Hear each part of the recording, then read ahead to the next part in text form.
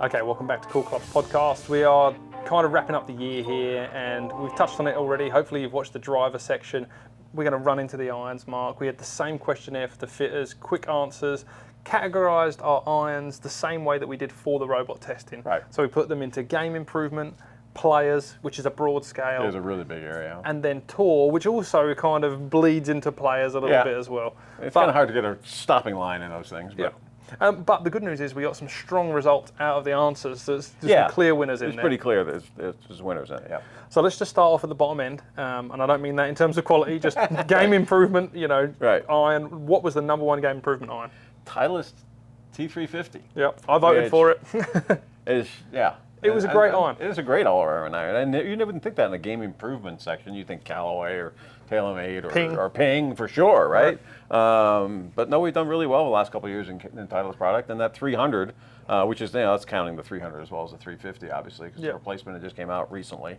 But yeah, it's been a great club in that category. They made some good improvements. I think they closed in the back, which just brings into that market of, although it's game improvement, it looks a bit sexier. There's not as much cavity going on there. 44% of the vote is a big number. Oh, yeah. Second really big place number. at 16%, which is where I probably would have thought it was going to head. Two models equal, G430 Max and the Mizuno Hot Metal. Right. And both of those are good. Honestly, if I was going to, for the game improvement section, I probably would have taken the G430. Yeah, it's a bigger profile. Right. I think it does more. I picked T350 because out in the field, it's just like a go-to, and it's got the Titleist name on it. Yeah. So I think a lot of people in their head are like, "I'm a Titleist player," right. But it really does work for them at that end of the bag. And the Mizuno Hot Metal obviously is in that group too. That's another great 100%. call. Yeah, cult following are just really awesome. And I actually did the Hot Metal HL, which I'm surprised maybe our fitters didn't really get into the vibe of what that's used for. But the more loft certainly helping players out. Yeah, I like the HL idea, and a lot of people do. It's just hard to convince a player, when you're doing a fitting on them, to have an iron that goes shorter. Yeah. And most of the high launch stuff all goes shorter because of more loft, which most people need.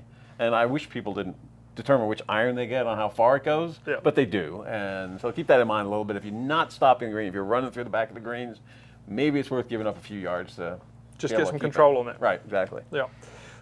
Best players iron. Now this is such a broad category. This is everything mid cavity, maybe even some of the big cavities. Yeah, we consider even maybe making that into two categories: the players category and doing like a players. What our extra tour that Golf Digest was mentioning. He uses the term players distance iron. P790, some of the PXG stuff. Right, exactly. Versus standard players club. Just the cavity back. Not as much. Yeah. Because the loft range in this area is enormous. I mean, you got 25-degree 7 irons almost. Not 27, but still. Yeah. Up to 32. So it's hard crazy to big. compare apples to apples. But I'm not surprised at the winner. No, not at all. It's the Strixon ZX7, huh? Yep, Mark II version. Our producer Jared here, he plays it. It's a great iron with the sole design. Its loft isn't crazy strong. It hasn't got any of that hot face technology, so it's super consistent. And it's honestly, it's one of the most popular irons on tour for those guys that aren't getting paid by everybody else. Right. It's kind of the go-to. Great so you forging. See a lot of them out there. Yeah, it's a forged club, so that's great. But honestly, I think the thing that really sets it apart and is kind of game-changing for them is the sole configuration. I think it's got a much higher bounce than most irons, but very short bounce. Yes. So it just stops it from digging a little bit. And most average tour on the PGA Tour is 4 or 5 degrees down, which is considerably more than most golfers are or better players. Yeah. But that the turf interaction is important. And the whole family. It was a great family line. Yep. Lots of blending options there. Jumping into what was not so much of a surprise with the fitters vote, because I think they're going to see a lot of this player, which is what your category is. The distance 770, 790. Yeah. Fantastic club. I was surprised 790 didn't win. I mean, we must have sold truckloads of those things. Yeah, we definitely did. And 770s, there's quite a few of those as well. Yep. I mean, that's kind of a smaller version of the same thing. I played around with 770s for a while. Kind of like them. Yes. Good golf club. It's not surprising at all. But maybe there's a bit of promise there that people are going towards a little more control than they are distance. Yeah, maybe. Yeah. You'd hope. Okay. Now let's go into the tour iron, and this is also where the line got blurred a bit. This got 55% of the vote, and it is a tour iron because we know what Titleist are saying on tour. Right. T100, normal version. Yeah, I'm not really arguing with that. You know, it is the #1 iron on tour, Yep. right? You can actually count number of irons on PGA Tour.